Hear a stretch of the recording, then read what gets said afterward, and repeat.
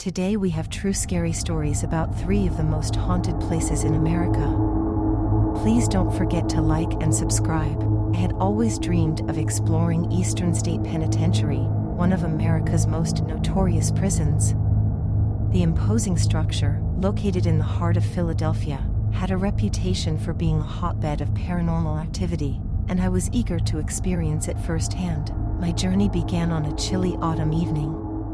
The prison's looming walls cast long, eerie shadows as my group and I approached the entrance. The air was heavy with anticipation, and I could feel a sense of foreboding as I crossed the threshold into the darkened world of Eastern State. Inside, the prison was a maze of crumbling cell blocks and echoing hallways. The air was frigid and seemed to be laden with a weight that I couldn't quite shake. As we began our investigation, the silence was deafening. It was as if the prison itself held its breath, waiting to reveal its secrets. Our guide regaled us with tales of Eastern State's most famous ghost, Rufus Harley. Imprisoned in the early 1900s, Rufus had met a tragic end within these walls. Falsely accused and subjected to inhumane conditions, he died in his cold, damp cell. It was said that his bagpipes, which had been his only source of comfort, could still be heard in the dead of night. As we ventured deeper into the prison, the temperature dropped significantly, and I swear I could hear faint, mournful strains of bagpipe music, just beyond the reach of my senses. Our investigation led us to cell block 12, infamous for being the home of the Shadow Man. Stories of this menacing apparition had sent chills down my spine long before I set foot in the prison. As we set up our equipment, a palpable tension filled the air. It was as though we were being watched by unseen eyes. Our electromagnetic field detectors registered unexplained fluctuations, and the whispers of the otherworldly seemed to grow louder. Then, it happened, an ominous, shadowy figure materialized before our very eyes. It was the Shadow Man, a malevolent presence that sent a shockwave of fear through our group. The hospital wing was our next destination. This decaying, shadowy space had once been a place of suffering and death. As we ventured inside, the energy in the room was oppressive. We heard faint voices, disembodied footsteps, and unexplained knocking. It was as if the anguished spirits of former patients were still trapped within the decaying walls. As our investigation at Eastern State Penitentiary drew to a close, we couldn't help but feel that the horrors of the past still clung to its dark corridors. The echoes of the tormented inmates and the restless spirits served as a chilling reminder that some places carry their history with them, no matter how much time has passed. Leaving the prison, I couldn't deny the profound impact the experience had on me. Eastern State Penitentiary was not just a place, it was a portal to a chilling, haunted realm, where the past and present converged in the most unsettling of ways. The memory of that night still sends shivers down my spine, and the stories of Eastern State Penitentiary's hauntings remain etched in my mind, forever haunting my dreams. It was a crisp and moonlit evening when I found myself standing before the Whaley House in the heart of Old Town San Diego. I had always been fascinated by the paranormal, and the Whaley House, often hailed as one of the most haunted locations in America, held an irresistible allure for me. The imposing structure, with its Victorian architecture, stood like a sentinel from a bygone era, beckoning me into the realm of the unknown. Before I could even step inside, I was struck by the house's history, one filled with a profound sense of tragedy. Built in 1857 by Thomas Whaley, it had served not only as a residence but also as a general store, a courthouse, a theater, and even a town hall. Yet, this historic charm was overshadowed by the house's grim past. It was constructed on the site of a former gallows, where the notorious Yankee Jim Robinson had met his gruesome end, a fact that seemed to beckon the paranormal. As I entered the house, the creaking floorboards and the low hum of the wind outside seemed to whisper secrets that had been kept for more than a century. The Whaley family, who once called this place home, had been marked by a series of heart-wrenching tragedies. It was their stories that gave the house its sinister reputation. One of the most chilling stories revolved around Violet Whaley, the daughter of Thomas and Anna Whaley. In the late 1800s, Violet had married a man who turned out to be a con artist.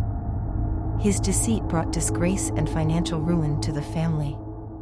Consumed by guilt and despair, Violet had taken her own life within the walls of the house. Visitors and staff members alike have reported hearing the sound of a woman weeping, as if her sorrow had seeped into the very foundation of the house. Yet, it was not just Violet's spirit that seemed to linger in the darkened halls.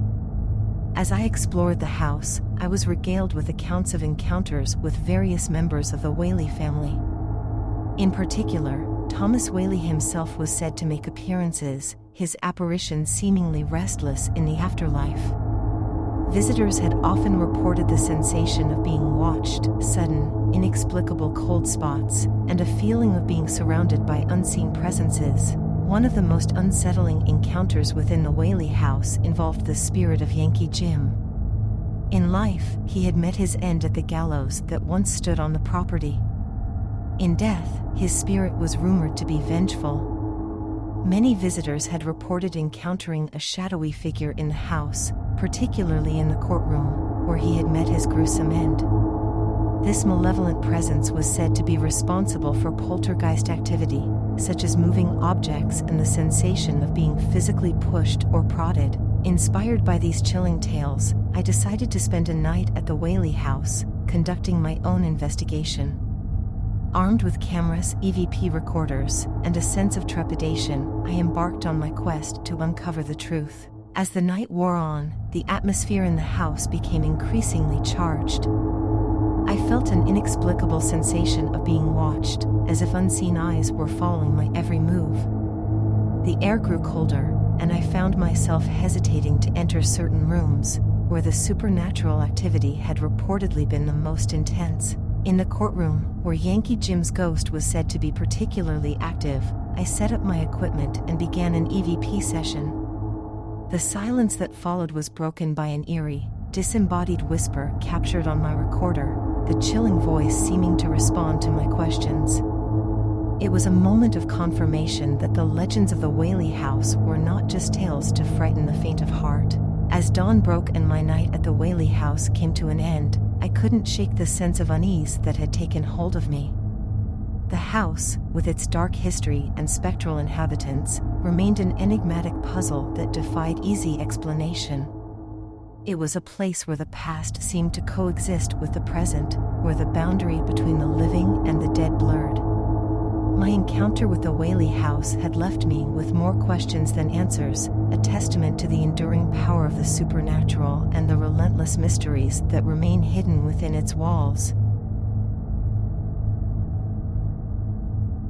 As a seasoned paranormal investigator, I've had my share of eerie encounters and unsettling experiences. However, nothing could have prepared me for the night I spent in the infamous farmhouse in Harrisville, Rhode Island, made famous by the film The Conjuring.